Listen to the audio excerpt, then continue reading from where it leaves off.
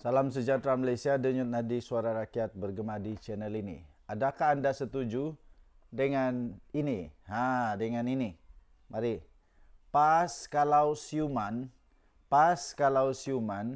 akan guna RM825.000 ini untuk bantu mangsa banjir di Terengganu dan Kelantan.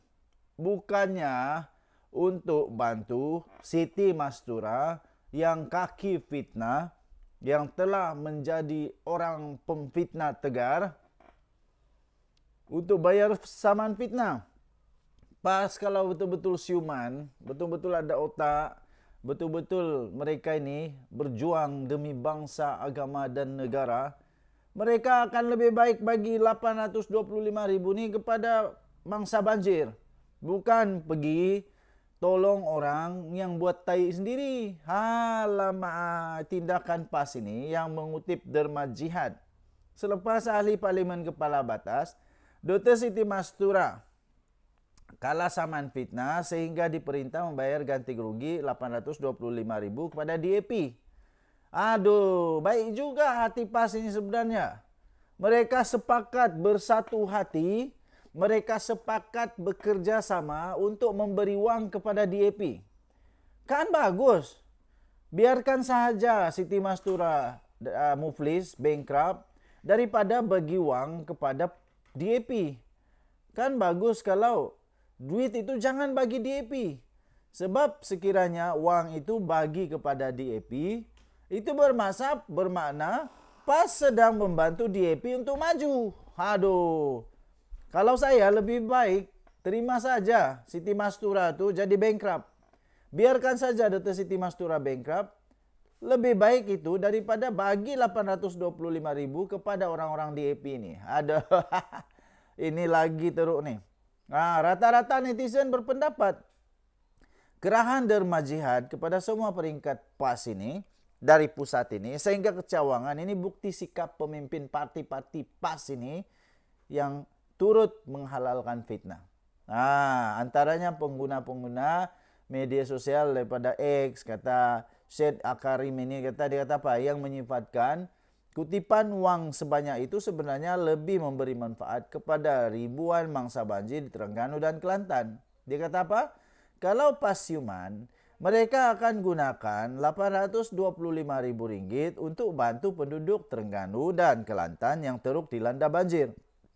Jika satu keluarga dapat 800, boleh bantu berapa banyak? 1,000 keluarga, tuan-tuan dan puan-puan. 1,000 keluarga boleh dibantu. Tapi PAS pula memilih untuk dermakan kepada Mastura. Makin seronoklah Mastura untuk tabur fitnah lepas ini. Tulisnya yang dipersetujui ribuan warganet. Selain itu, ada juga yang menyifatkan PAS yang tidak sehaluan dengan Bersatu dalam blog Perikatan Nasional itu kini dalam keadaan sangat terdesak. Ekoran keputusan mahkamah dalam kes Siti Mastura pemfitnah tegar ini. Bagi pengguna X pula, dia kata apa? Hasil kutipan Derma Jihad itu demi kelangsungan kerusi PAS di Parlimen. Mereka tak mahu kehilangan kerusi disebabkan isu saman yang menyebabkan penyandang bankrupt dan hilang kelayakan MP, tulisnya.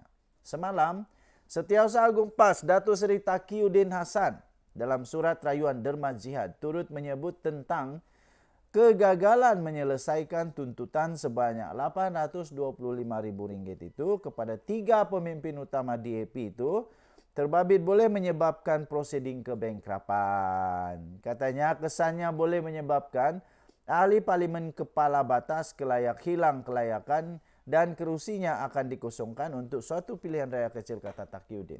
Kenapa? Taqiyuddin takutkah pilihan raya kecil dibuat? Taqiyuddin takutkah kalah? Denyut nadi suara rakyat bergema di channel ini. Jangan lupa tekan butang subscribe, like dan share. Bye-bye. Salam sejahtera Malaysia, denyut nadi suara rakyat bergema di channel ini. Saya ada satu soalan. Sebab saya ini bukan orang agama, saya tak tahu tentang agama. Kerana itu saya nak tanya soalan bagi mereka yang tahu tentang agama. Terutamanya bagi kawan-kawan yang daripada PAS yang pasti tahu tentang agama. bersekongkol dengan dosa itu, adakah tetap ikut bersama dalam dosa?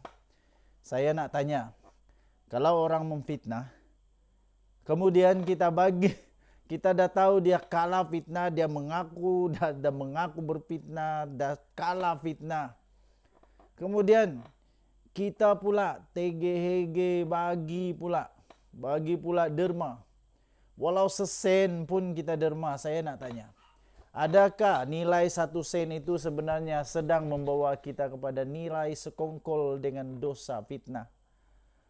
Tuan-tuan dan puan yang dihormati sekalian, saya nampak pas ini sekarang memang betul-betul terdesak. Satu video yang saya tonton tadi membuka mata saya. Video itu kata, ini video dari TikTok. Video itu kata, wahai penyokong Tegar PAS, sedarlah. Sebab nampaknya PAS dengan ini memang ketaralah. Dalam surat mereka itu, mereka bukan mau menyelamatkan agama Islam. Mereka bukan mau menyelamatkan bangsa Melayu. Tetapi apa yang mereka mau selamatkan? Mereka mau selamatkan jawatan. Mereka mau selamatkan kerusi kepala batas, parlimen kepala batas. Kerana apa? Dr. Siti Mastura tidak mampu membayar saman. Tidak mampu membayar saman fitnah. Dosa fitnah itu lebih besar daripada dosa membunuh. Betulkah? Saya bukan tahu sangat. Tapi setahu saya, kawan saya kata, orang yang bersekongkol dengan dosa, orang yang bersekongkol dengan fitnah, orang yang bersekongkol dengan pemfitnah, itu sama dosanya dengan memfitnah juga. Kerana Anda sedang menyokong orang yang memfitnah. Kalau betul lah PAS ini mempunyai niat yang betul, mempunyai perjuangan yang betul, mereka pasti akan buang Dr. Siti Mastura ini serta-merta. Mereka tidak akan bersekongkol dengan dosa fitnah.